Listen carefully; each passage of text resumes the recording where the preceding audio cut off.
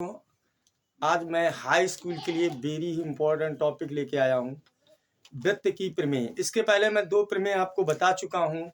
एक तो आपकी ये थी कि वृत्त के केंद्र से जीवा पर डाला गया लंब जीवा को समद्विभाजित विभाजित करता है। एक ये बताया था हमने। इसके पहले जो टॉपिक में बताया था कि वृत्त के केंद्र से समदूरस्थ जीवाएं बराबर होती हैं। ये प्रमेय बताई थी कि वृत्त के केंद्र से समदूरस्थ जीवाएं क्या होती हैं, बराबर होती हैं। आज का जो टॉपिक है कि केंद्र पर बना कोण परिध पर बने कोण का दूना होता है। वेरी इंपॉर्टेंट टॉपिक है क्या कि केंद्र पर बना कोण परिध पर बने कोण का दूना होता है। ध्यान से समझना। टॉपिक है केंद्र पर बना कोण, केंद्र पर बना कोण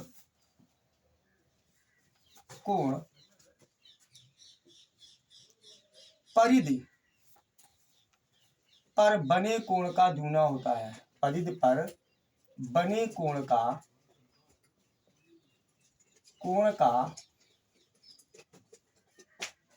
दूना होता है।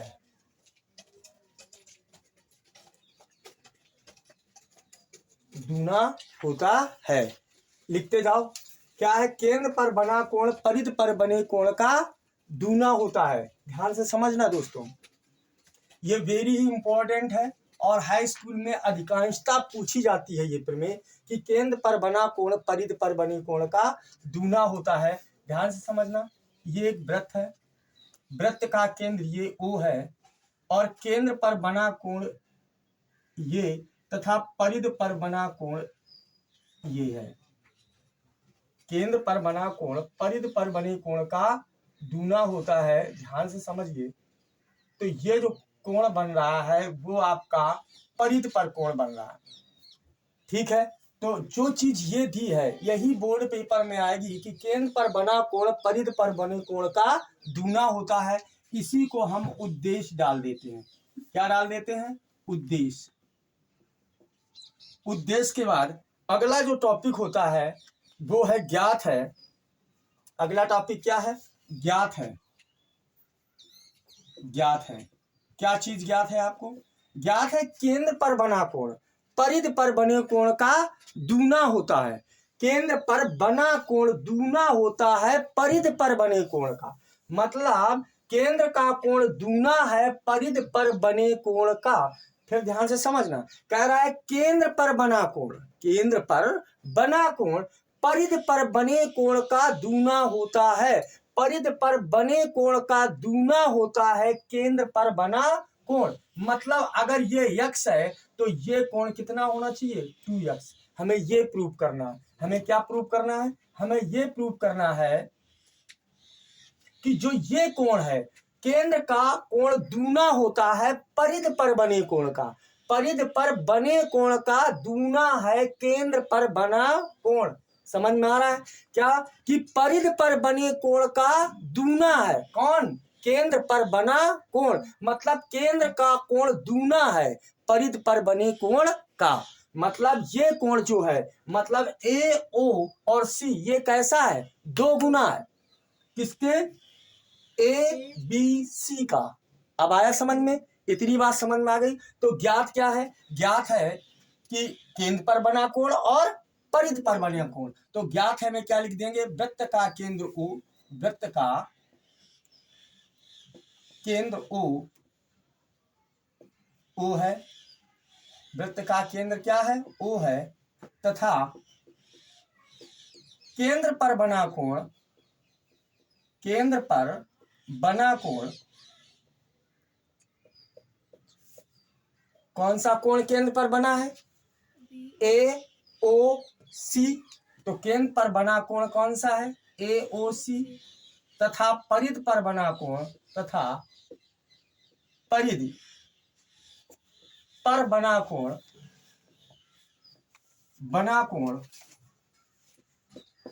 कोण कौन सा है? A, B और C। कोण ABC है। इतनी बात ज्ञात है, समझ में आ गई? ठीक है। आ रहा है। इसके बाद अगला टॉपिक क्या होता है? रचना। अगला टॉपिक क्या है? रचना। रचना में हमने क्या कर दिया? बी से ओ को मिलाया। किसको? बी से हमने किसको मिला रहे हैं? ओ को, और ओ को यम तक बढ़ाया। इतनी बात समझ में आ गई क्या? कि बी को ओ से मिलाया तथा ओ को कहां तक बढ़ा दिया? यम तक बढ़ाया। तो ध्यान से समझ रहे हैं, यहां रचना में लिख देंगे बी से ओ को मिलाया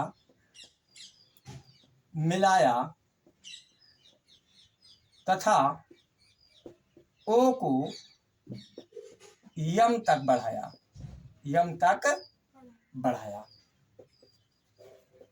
इतनी बात समझ में आ गई। अगला टॉपिक होता है रचना के बाद अगला टॉपिक है सिद्ध करना है। सिद्ध करना है। क्या हमें सिद्ध करना है? हमें यह सिद्ध करना है कि ये 2 गुना होता है इस कोण का। मतलब अगर ये x है तो ये कितना हो जाएगा? 2x। यही तो बात समझ में आ रही। तो जब दुगना हो जाएगा तो इसमें हम 2 का गुणा करेंगे, तभी ये दोनों क्या होंगे? बराबर होंगे। तो मतलब क्या हुआ? कोण AOC बराबर 2 कोण किसके आ जाएगा? ABC के। कौन सा दुगना है? ये दुगना है, तभी तो इसमें 2 का क्या किया गया? गुणा। समझ में आ रहा है? कौन? ये कोण दुगना है इस कोण का, तो तभी इस कोण पर हमने कितने का गुणा किया? 2 का। इतनी बात समझ में आ रही। अगला टॉपिक होता है उपपत्ति। उपपत्ति ध्यान से समझना, ठीक? विशेष ध्यान रखना उपपत्ति में। एक आपको ये त्रिभुज दिखाई दे रहा है, इस तरीके का आपका क्या दिख रहा है? त्रिभुज दिख रहा है इस तरीके का। ये A है, ये आपका B है, और ये आपका O है, और ये आपका M है। इतनी बात समझ में आ रही। जब ये कोण है तो ये कोण कौन सा कोण हो गया? बहिष्कोण। बहिष्कोण की परिभाषा क्या होती है? यदि किसी त्रिभुज की एक भुजा बढ़ाई जाए, तो इस प्रकार बना कोण बहिष्कोण कहलाता है। और बहिष्कोण अपने सुदूर अंता कोणों के योग के बराबर होता है। सुदूर का मतलब इस कोण से दूर, मतलब इन दोनों के योग के बराबर ये होगा। इतनी बात समझ में आ गई। तो ये आपका क्या है? बहिष्कोण है। तो इसमें हम पहले ले रहे हैं कौन सा त्रिभुज? कौन सा? ABO में क्या हो गया? कोण कौन सा? AOM बराबर इन दोनों कोणों के योग के क्या होगा? बराबर हो जाएगा। तो बराबर कर दीजिए, क्या हो जाएगा? OAB प्लस कोण ABO। इतनी बात समझ में आ गई सभी के? ध्यान से समझना। अब इधर ध्यान देना, ये जब त्रिभुज है, जब किसी त्रिभुज की, और ये क्या है? त्रिज्याएं हैं। तो जब किसी त्रिभुज की 2 भुजाएं बराबर होती हैं, उसके दोनों कोण क्या होते हैं? बराबर होते हैं। मौखिक तरीके से अगर हम समझना चाहें तो ध्यान से समझना। पहले हम इसको मौखिक समझा दे रहे हैं, समझ लीजिए। इधर ध्यान से समझना, मौखिक। अगर ये दोनों भुजाएं बराबर हैं तो ये कोण अगर x है तो ये भी x होगा। क्लियर? ये चूंकि ये दोनों भुजाएं बराबर हैं तो ये दोनों कोण क्या होंगे? बराबर होंगे। जब ये दोनों कोण बराबर होंगे और ये बहिष्कोण है, तो बहिष्कोण इन दोनों कोणों के योग के क्या होगा? बराबर होगा। तो ये कितना हो जाएगा? 2x के। अगर ये दोनों भुजाएं बराबर हैं, चूंकि ये त्रिज्याएं हैं, वृत्त की क्या है? त्रिज्या है, और त्रिज्या होंगी तो क्या होंगी? बराबर होंगी। अगर ये कोण y है तो ये भी कोण क्या होगा? y। और ये भी अब ये बहिष्कोण है, तो इन दोनों कोणों के योग के क्या होगा? बराबर होगा। तो ये आपका 2y हो जाएगा। जब इसको हम योग करेंगे तो ये आ गया x प्लस y, और जब इनका योग करेंगे तो ये आ जाएगा 2x प्लस 2y, और इसमें 2 कॉमन ले लो तो x प्लस y। मतलब ये क्या गुना हो जाता है? 2 गुना। अब भी नहीं समझ में आए तो उसी तरीके से जब हम आगे चल रहे हैं तो ध्यान से समझना। तो ये कोण इन दोनों कोणों के योग के क्या हो गया? बराबर। अब हमने ये त्रिभुज लिया है कौन सा? ABO में, तो ये क्या होगा? बहिष्कोण है। क्या है? बहिष्कोण। इतनी बात समझ में आ गई। जब ये बहिष्कोण है और त्रिभुज वही है तो ओ ए बराबर किसके है? ओ बी के। ओ ए बराबर किसके है? O B. क्लियर? ये दोनों भुजाएं बराबर हैं तो ये दोनों कोण क्या होंगे? बराबर होंगे। तो इसको लिख सकते हैं कोण कौन सा? ओ A B. O A B बराबर कोण किसके हो जाएगा? ए बी ओ के। ए बी ओ के बराबर ओ ए बी के, मतलब ये कोण इस कोण के क्या है? बराबर है। इतनी बात समझ में आ गई। आपको पता है बहिष्कोण सुदूरंता कोणों के योग के बराबर होता है और ये त्रिभुज की दोनों भुजाएं बराबर है तो दोनों कोण क्या होंगे? बराबर होंगे। इतनी बात समझ में आ गई। अब इधर ध्यान से समझना, इतनी बात ये आ गया ओ ए बराबर ओ एम, ओ ए बराबर किसके है? ओ बी के। ओ ए बराबर किसके है? ओ बी के। इतनी बात समझ में आ गई। अब ध्यान से समझना, ये हमने मान लिया समीकरण नंबर फर्स्ट। अब देख लीजिए इधर ध्यान देना, ओ ए बी बराबर किसके है? O B A B O के। तो ए ओ ए बी का मान समीकरण 1 में रखने पर तो यहां लिख देंगे कोण ओ ए बी का मान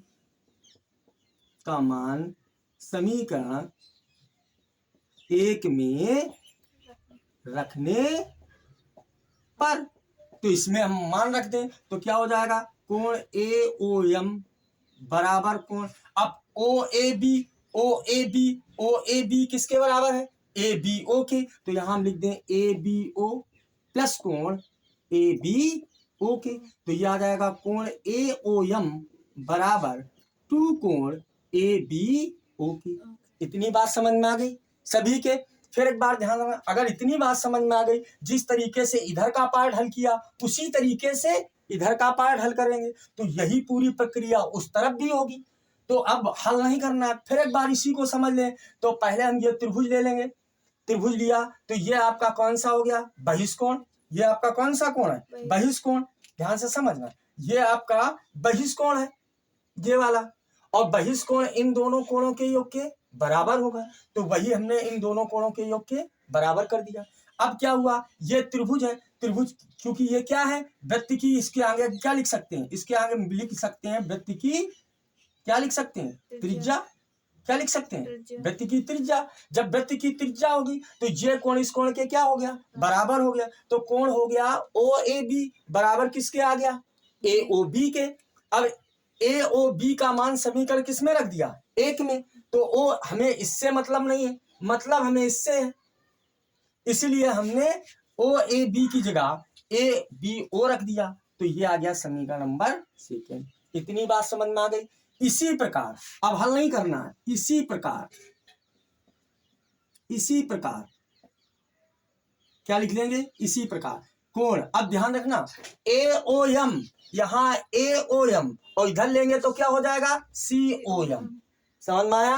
तो यह आपका हो जाएगा सी ओ एम बराबर 2 कोण, यहाँ है ए बी ओ, तो यहाँ क्या हो जाएगा? सी बी ओ के। समझ में आ रहा है? तो यहाँ हो जाएगा तुम्हारा सी बी ओ के। ये आ गया समीकरण नंबर 3।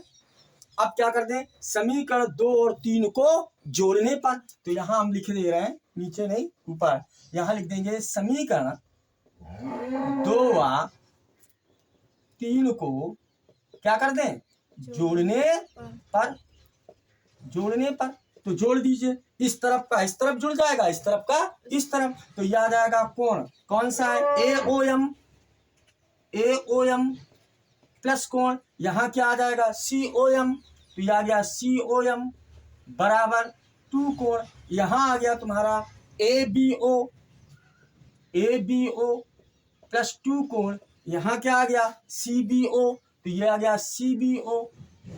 अब इधर ध्यान देना, ए ओ एम ये कोण और सी ओ एम ये कोण, तो पूरे कोण को हम लिख सकते हैं ए ओ सी लिख सकते हैं। तो यहाँ हम लिख सकते हैं कोण कौन सा है? ए ओ सी बराबर 2 कॉमन ले लीजिए। तो ये आ जाएगा कोण ए बी ओ प्लस कोण, यह आ गया सी बी ओ।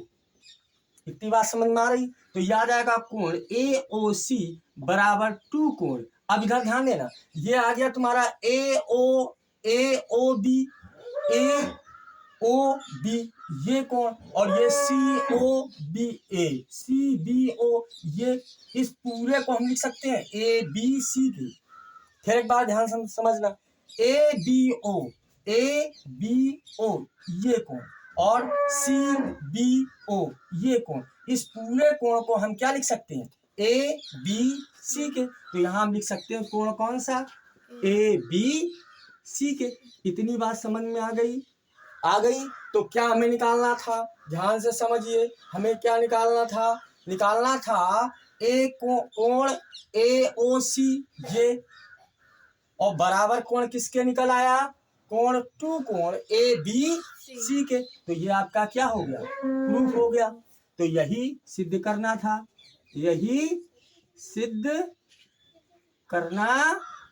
था यहाँ लिख देंगे प्रूव्ड। ठीक दैट यहाँ इति सिद्धम इतनी बात समझ में आ गई। तो ये आपकी हाई स्कूल के लिए वेरी इंपॉर्टेंट प्रमेय है जो हर वर्ष लगभग पेपर में आती रहती है। आप लोगों को अच्छी लगी होगी। धन्यवाद।